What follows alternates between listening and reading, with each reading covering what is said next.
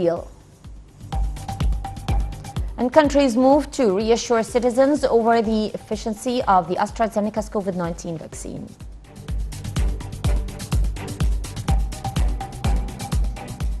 Welcome back. Under the auspices of President Abdel Fattah el-Sisi, the Palestinian dialogue started on Monday in Cairo. Palestinian factions took part in the dialogue to prepare for holding the legislative and presidential elections, which Palestinian President Mahmoud Abbas has called for. The 15 factions which signed the Cairo Agreement are taking part in the dialogue. The session covered legal and technical procedures for holding the elections.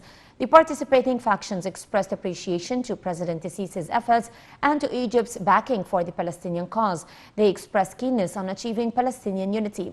The talks are due to continue on Tuesday. The dialogue is being held in a positive atmosphere and with determination from participants to achieve outcomes that fulfill the Palestinian aspirations.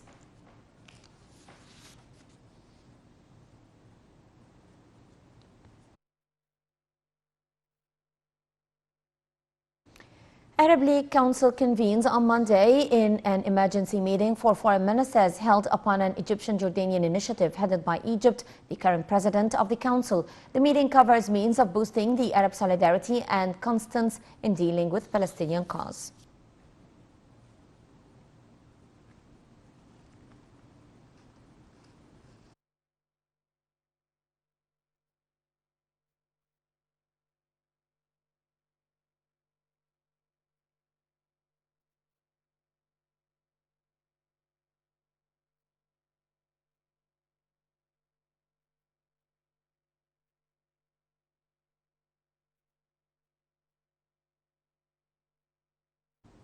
And for more on the Palestinian dialogue held under the auspices of President Abdel Fattah el-Sisi, we are joined now by His Excellency Ambassador Mohammed Higazi, former assistant to the Foreign Minister.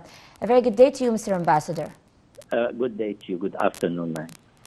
Ambassador Higazi, how do you see the ongoing efforts and the dialogue's importance to breaking the current deadlock and to achieve reconciliation and Egypt's role in this regard?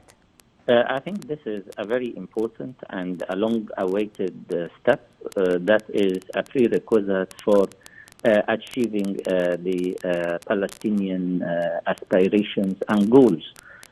Calling the international community to support the Palestinian cause or the Arab solidarity with the Palestinian cause requires the Palestinians themselves to unify their ranks. And this is exactly what Egypt is doing.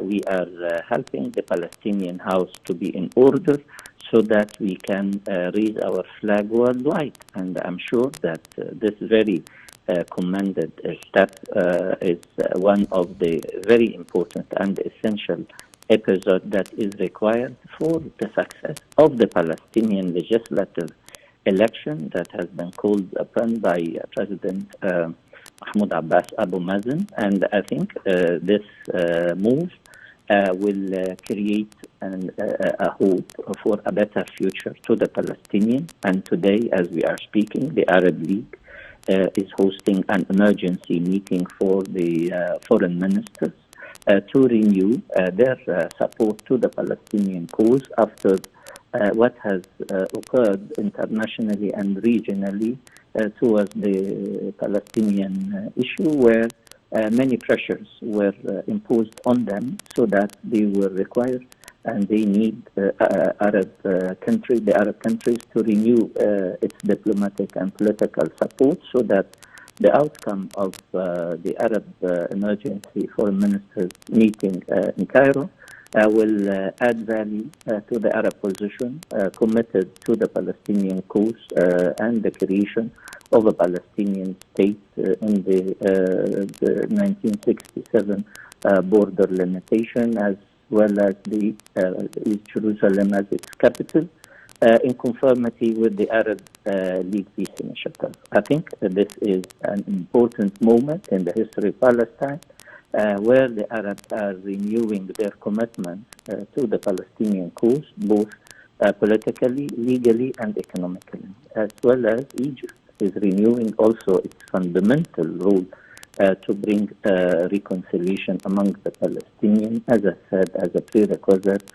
for forging ahead towards political and diplomatic communication with the international community to attain the Palestinian goals. Your Excellency, what role should the Palestinian factions play in order to put the Palestinian cause again on top of the international community's agenda?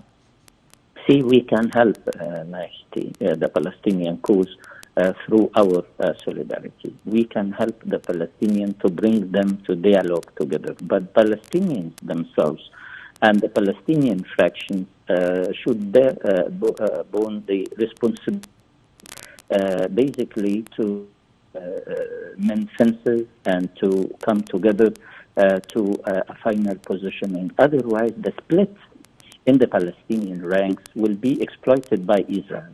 And they will always say that there is no interlocutor, there is no body at the Palestinian ranks to speak to.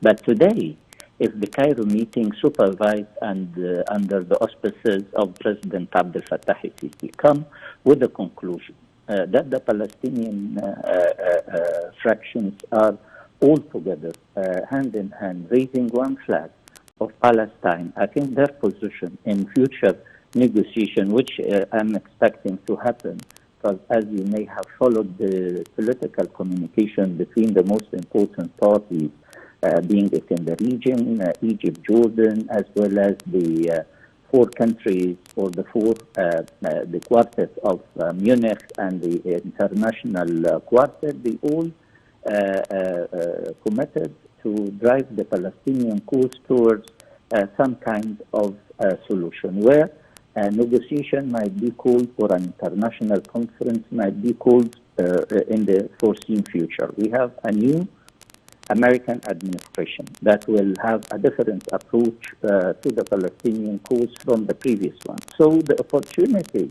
to seek support from international community should be based on a united Palestinian front.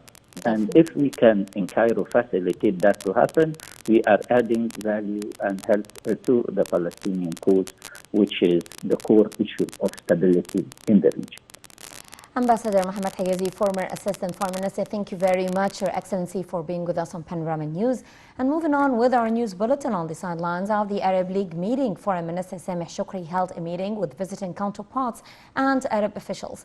Shoukry met with his Jordanian counterpart, Ayman al-Safadi, for talks on regional issues of mutual concern and means of boosting bilateral relations. Shoukry met with the Secretary General of the Gulf Cooperation Council, GCC, Naif al-Hagraf.